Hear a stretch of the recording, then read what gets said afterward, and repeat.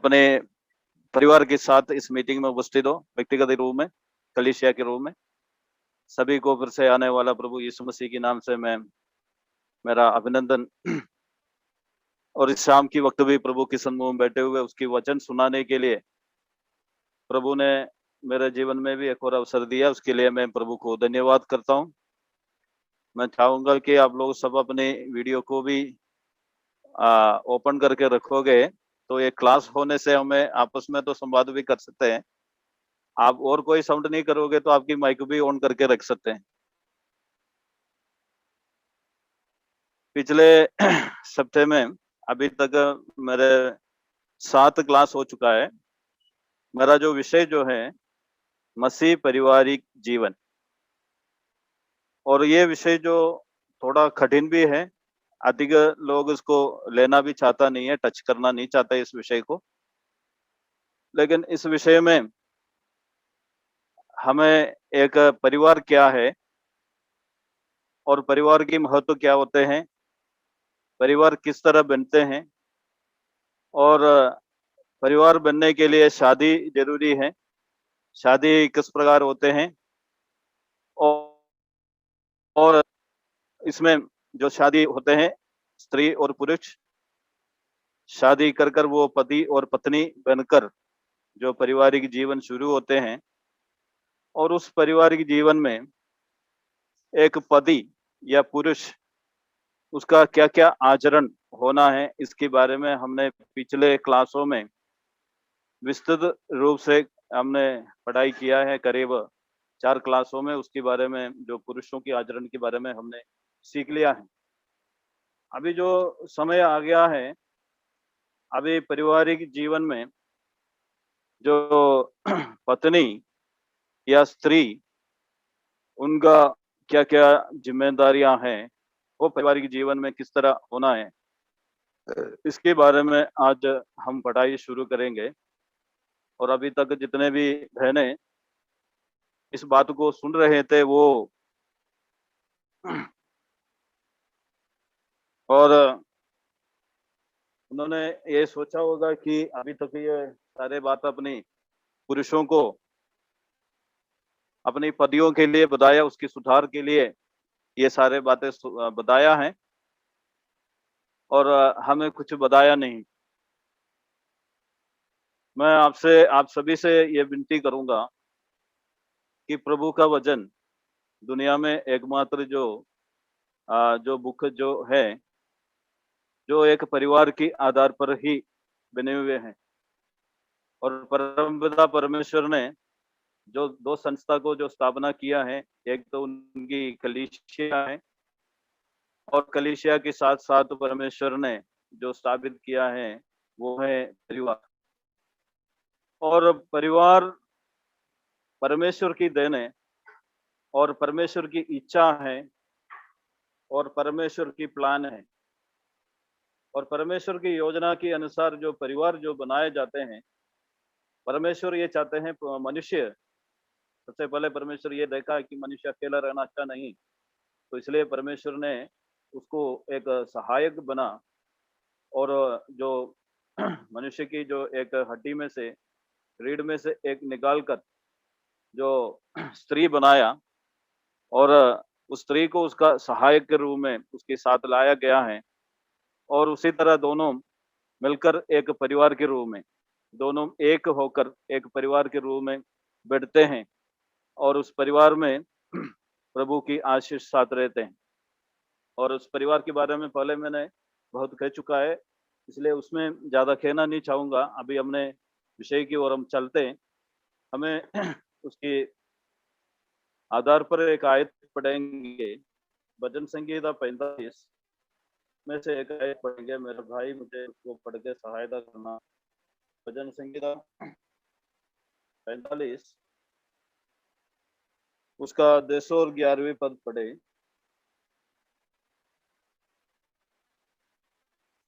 भजन संगीता 45 उसका 10 और 11वीं पद। हे राजकुमारी सुन और कान लगाकर ध्यान दे, अपने लोगों और अपनी पिता के घर को भूल जाओ। और राजा तेरे रूप को चाह करेंगे, क्योंकि वह तो तेरा प्रभु है। तो उन्हें तू उसे दंडवत कर। प्रभु के नाम की महिमा हो। जब परमेश्वर ने जो परिवार की जो स्थापना किया है, उस वक्त परमेश्वर ने मनुष्य को ये आदेश दिया है, जो मनुष्य अपनी माता पिता को छोड़कर अपनी पत्नी से मिलेंगे और दोनों एक तन होकर एक परिवार के रूप में जीवन बिताएंगे। ये परमेश्वर की इच्छा है, परमेश्वर की आज्ञा है। आज मैं इस आयत पढ़ने का यही कारण है। कई बार अपने मसीह जीवन में कई लोग निराश हो जाते हैं और उसका कारण बहुत से रहते हैं। आपस में खला रहते हैं और आपस में झगड़ा रहते हैं और अलग भी हो जाते हैं। कई मसीह परिवार में, जिस देश में हम रहते हैं, इस देश के एक परंपरा है जहाँ पर एक स्त्री दुल्हन होकर जिस परिवार में आते हैं, उसकी डोली आने की बात कहते हैं। वो डोली उसके जिस पति के घर पे जो डोली आते हैं, वहाँ से उसकी जीवन के अंत तक और उसकी जीवन के अंत में उसकी आरती के रूप में वो उस परिवार को छोड़ के जाने की परंपरा अपने देश में है। और इसके अलावा हम बाइबल जब ध्यान से पढ़ते हैं, तो उससे भी ज़्यादा प्रभु की वचन कहते हैं कि दोनों एक तन हो जाते हैं और दोनों अलग नहीं होते हैं। और इसलिए प्रभु की वचन ये भी कहते हैं, परमेश्वर अलग अपन चाहते नहीं और कोई अपनी पत्नी को या पति को तलाक लेकर या उसको छोड़कर जाने की अनुमति प्रभु की वचन नहीं देते हैं और जीवन भर उसको साथ निभाने की ही परमेश्वर की इच्छा है, परमेश्वर की योजना है।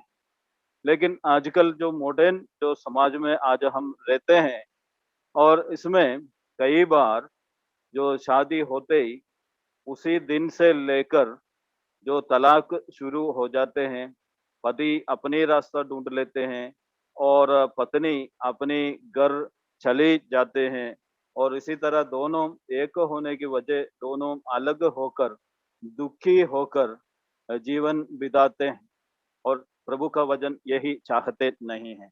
यहाँ पर हमने वो वचनकार के साथ ये बात पढ़ा है, तो सबसे पहले मैं यही बात आपको सुनाना चाहूँगा कि ये कहते हैं कि आप क्या अपने पिता के घर को भूल जा।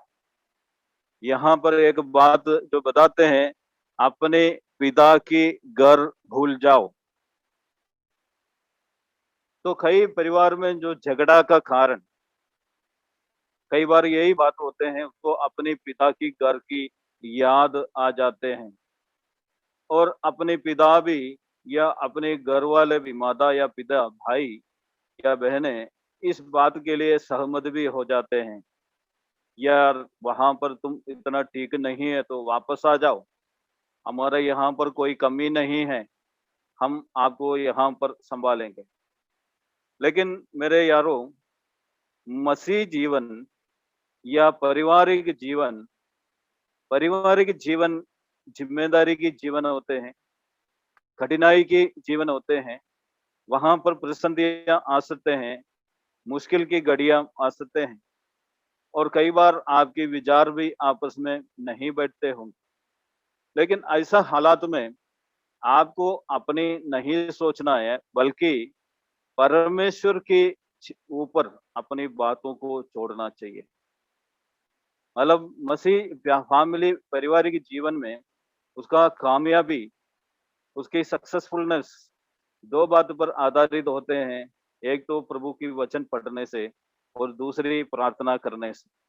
और आपस में आपको इन दोनों बात को मानते हुए, वचन पढ़ते हुए और प्रार्थना करते हुए आपस में अधीन में आप रहोगे, तब आपको एक खुशहाली और एक एक अच्छे पारिवारिक जीवन आप बिता सकोगे।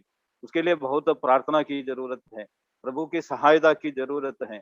आप प्रभु को छोड़कर, परमेश्वर को छोड़कर एक सुखी पारिवारिक जीवन आप बिता नहीं सकते हैं। आपके जीवन में जब परेशानी आते हैं, मुसीबत आते हैं, आपको प्रभु के करीब जाना है और प्रभु की वचन को आपको पढ़ना है। और आप तुरंत एक डिसीजन में नहीं आओगे कि मैं मेरे घर चल जाओगे। आप एक बार अपने घर चले जाते हैं, ये तो वचन की खिलाफत है। दूसरी बात, आप एक बार जाने के बाद वहां से वापस आना भी मुश्किल हो जाते हैं। और उसी तरह कईयों के परिवार में कई बार आपके पति और आपके बच्चे और आपके रिश्तेदार आप परेशानी में डूब जाते हैं। आप जानते हैं कईयों को मसीह सेवकाई, मसीह जीवन, वो सब बर्बाद हो जाते हैं। हमें अपने जीवन की गंवाने के बाद हम सेवकाई नहीं कर सकते हैं, और हम सही सेवक बन के जीवन बिताना है और सही मसीह बनकर जीवन बिताना है और सही माता या पिता बनकर आपको जीवन बिताना है।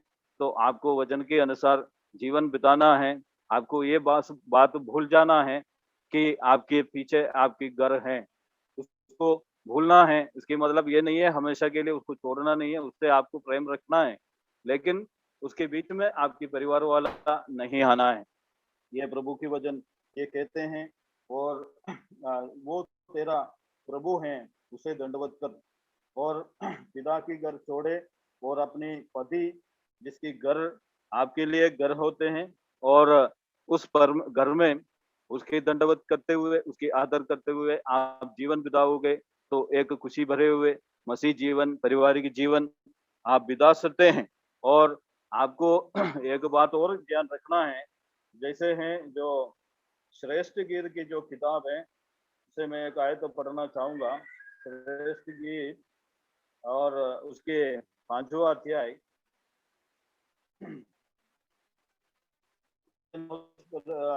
अगर आपका माइक दूर हो जाता है तो आपकी आवाज सही नहीं आती है। ठीक है, ठीक है। तो 5वां अध्याय उसके 9वें आयत से पढ़े। कौन सी पुस्तक? श्रेष्ठ गीत है, उसका 5वां अध्याय उसके 9 से लेकर। स्त्रियों में परम सुंदर और प्रेमियों से किस बात में उत्तम है, तो क्यों हमको ऐसी शपथ ठहराती है। मेरा प्रेमी गोरा और लाल सा है, वह 10,000 में उत्तम है। उसका सिर चोखा कुंदन, उसकी लटकी हुई लटें। धन्यवाद। मतलब आपको इस बात को ध्यान रखना है कि आप जिसके संग हैं उसको आपको 10,000 से भी उत्तम मानना पड़ेगा। आप उसको 10,000 से भी उत्तम मानते हुए उनके साथ आप जीवन बिताए, तब आप एक कामयाबी मसीह जीवन, पारिवारिक जीवन आप बिता सकोगे। और उसके लिए प्रभु के वचन हमें कई बातें बताते हैं। पढ़ेंगे हम कोलोसियों के पत्र 3 अध्याय उसके 18वें पद। कोलोसियों की पत्री 3 अध्याय उसके 18वें पद पढ़िए। हे पत्नियों, जैसा प्रभु में उचित है वैसा ही अपने अपने पति के अधीन रहो। की पत्री उसके 3 अध्याय 18वें पद में हम एक बात पढ़ने के लिए हमें मिलते हैं जो पत्नियों के लिए। वहां पर लिखा है submit yourself as fitas in the Lord। एक बार हिंदी में और पढ़िए उस आयत को। हे पत्नियों, जैसा प्रभु में उचित है वैसा ही अपने अपने पति के अधीन रहो। जो है पत्नियों, जैसा प्रभु में उचित है। वहां पर एक बात जो दे रखा है वो बहुत साफ शब्द में बताया रखा है कि जैसे प्रभु में क्या लिखा है, उचित है। उचित है। इस शब्द को आप थोड़ा ध्यान से सुनना, जैसे प्रभु में उचित है। हम इस आयत को पढ़ेंगे और उसके साथ साथ एक आयत और पढ़ना चाहूंगा मैं। आपके पास टाइम है तो आप उसको पढ़ लेना कि प्रेरितों की किताब उसके 5वां अध्याय उसकी दूसरी आयत और 9वीं आयत। प्रेरितों की किताब उसके 5वां अध्याय दूसरी आयत और 9। और उसके दाम में से कुछ रख छोड़ा, और यह बात उसकी पत्नी भी जानती थी, और उसका एक भाग लाकर प्रेरितों के पांवों के आगे रख दिया। 9 पद। बस बहुत है, 9 पद और पढ़िए।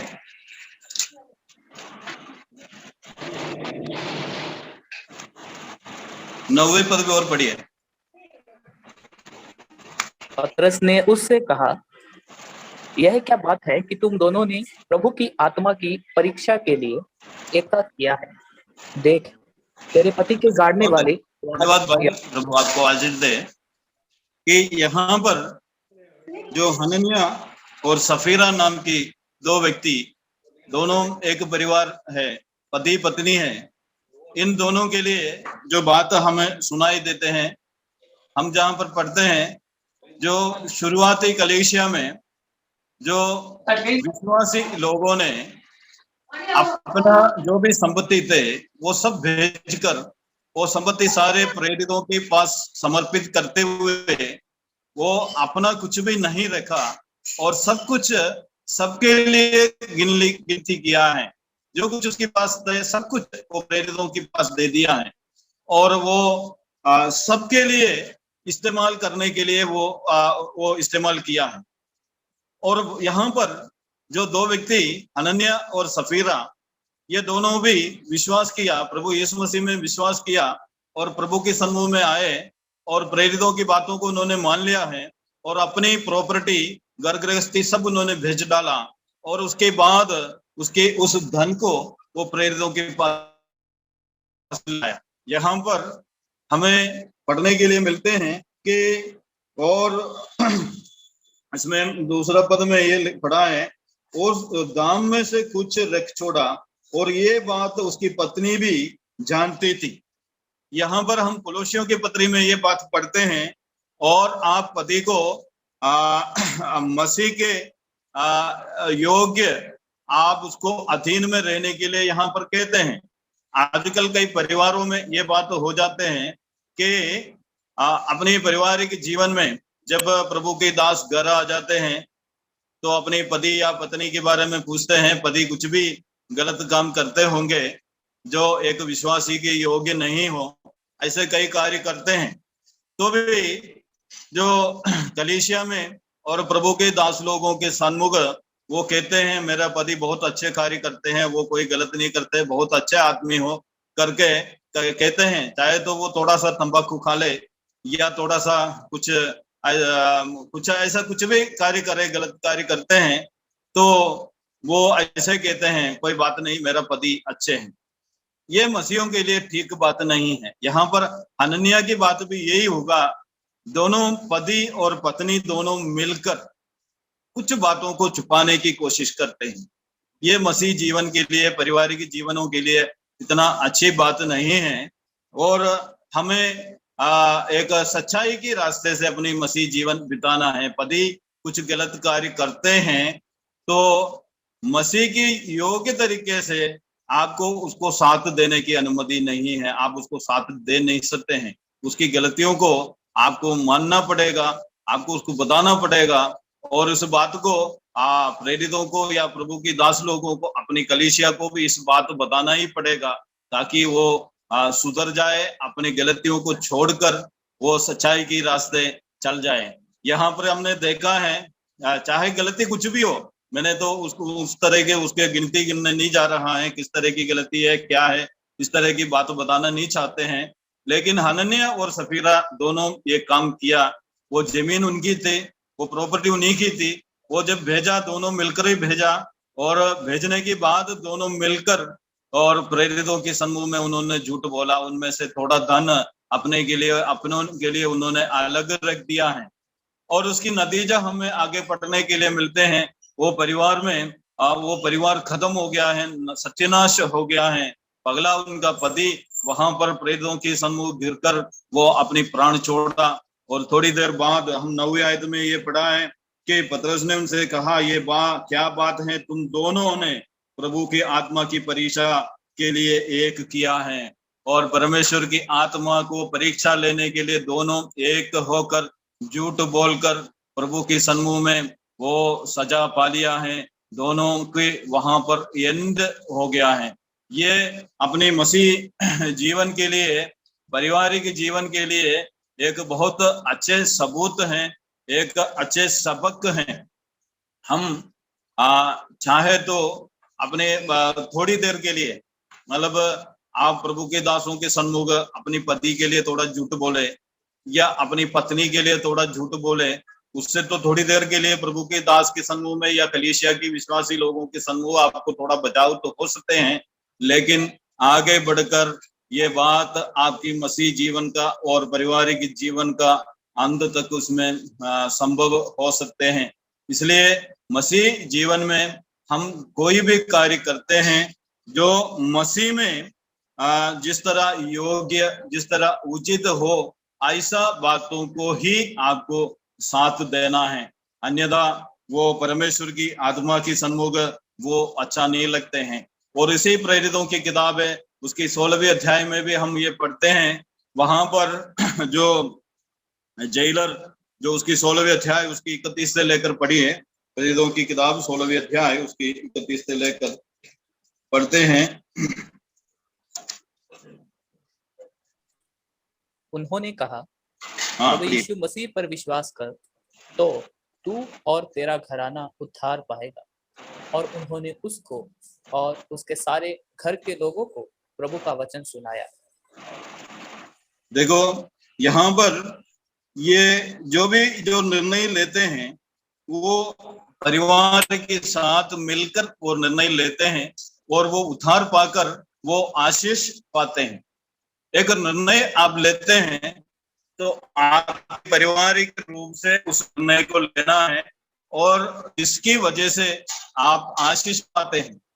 आप अकेला कोई भी कार्य में आप एक डिसीजन ना ले और एक आप दोनों मिलकर एक डिसीजन लेके अपनी जीवन बितावे ताकि प्रभु आपको आशीष देगा। आइए एक और आयत निकालिए, इफिसियों की पत्री 5वां अध्याय उसकी 22 से लेकर पढ़िए।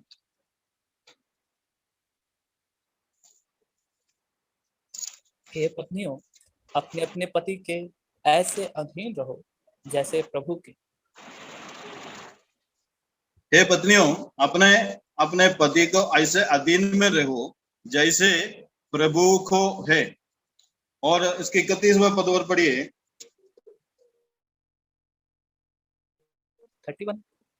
31 5 का 31 में लिखा है, इस कारण मनुष्य अपने माता पिता को छोड़कर अपनी पत्नी से मिलकर रहेगा, वे दोनों एक तन होंगे।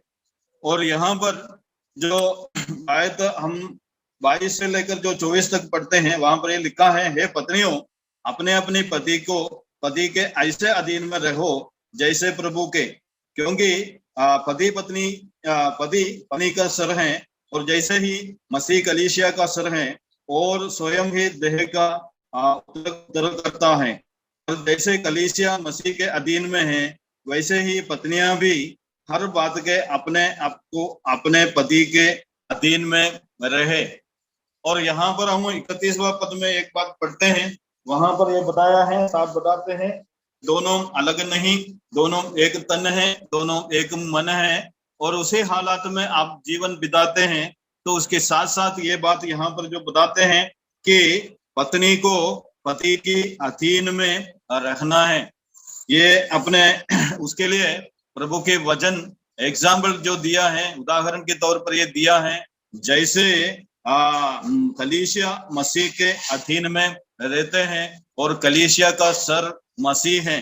प्रभु यीशु मसीह जिस तरह कलीसिया के सर हैं और कलीसिया प्रभु यीशु मसीह को जिस तरह आदर करते हैं और जिस तरह उसको अधीन में रहते हैं, उसी तरह पत्नी को भी अपने परिवार में पति की अधीन में रहने के लिए प्रभु का वचन हमें सबक देते हैं।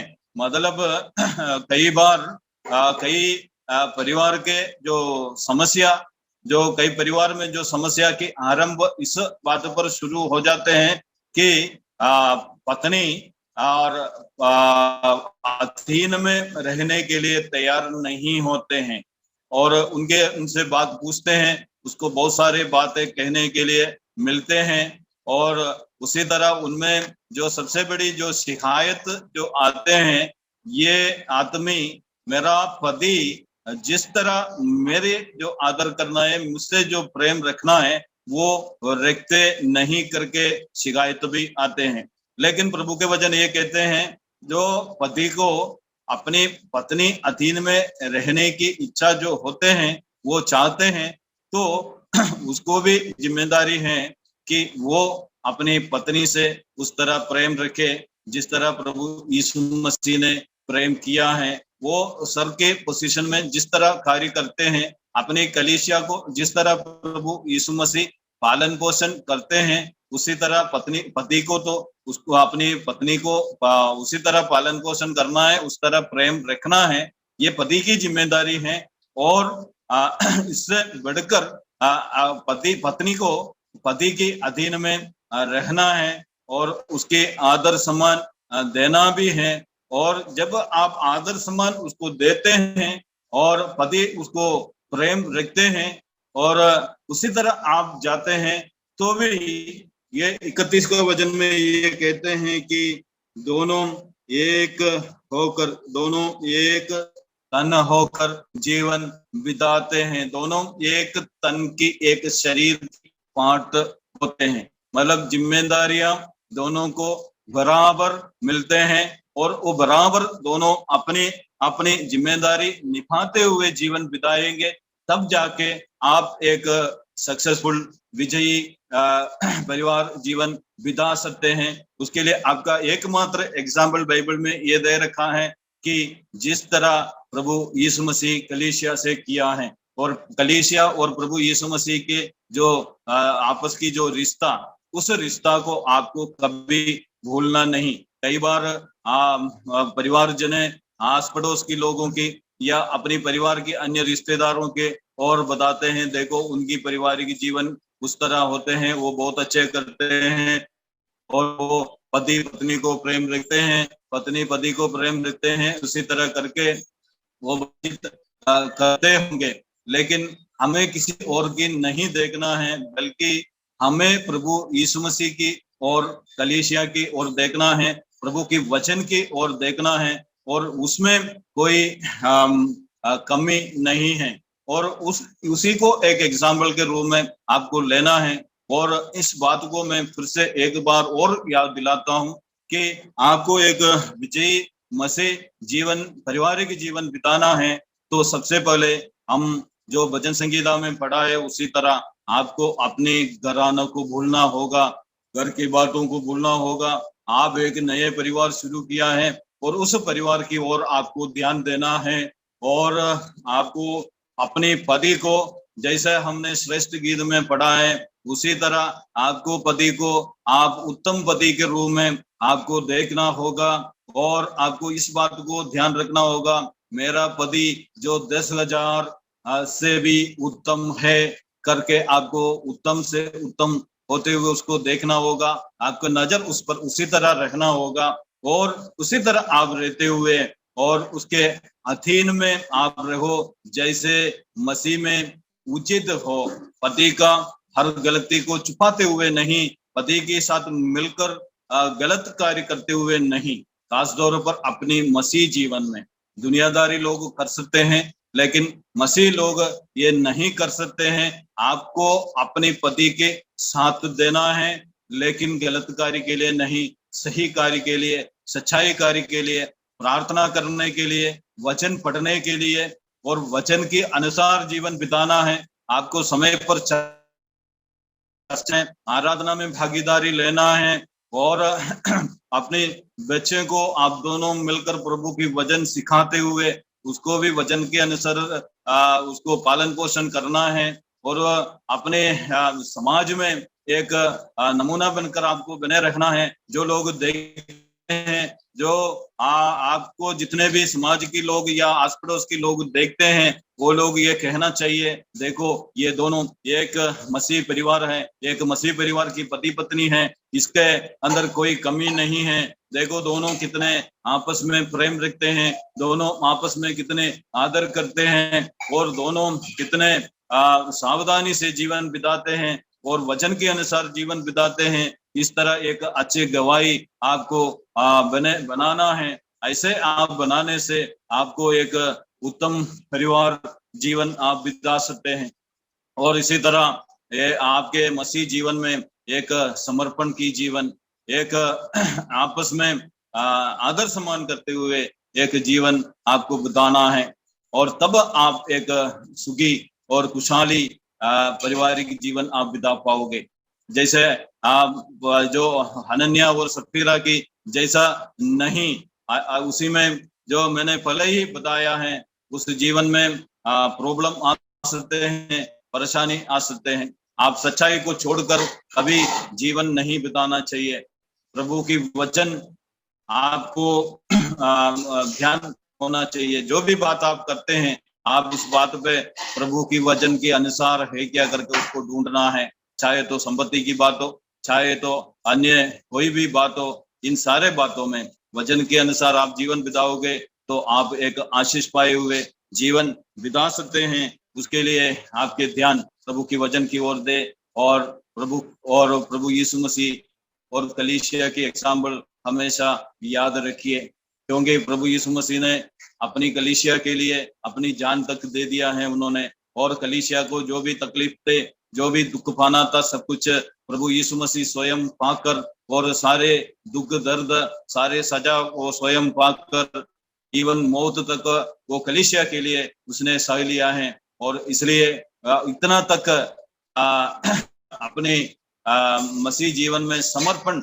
होना बहुत जरूरी है। तो अन्य बातों को हम आने वाले सप्ताह में, और पत्नी का किस तरह के आचरण होना है, इसके बारे में हम आने वाले सप्ताह में और विस्तृत रूप से हम सीखेंगे। अभी मेरा समय यहाँ पर समाप्त हो गया है, और मेरा वचन अभी तक आपने जो सुना है उसके लिए आप सभी को धन्यवाद। आपको किसी भी तरह की बात समझ में नहीं आए तो वचन के अनुसार इस बात के बारे में आप आगे भी पूछ सकते हैं, आप सवाल पूछ सकते हैं, आपको जवाब भी दे सकते हैं।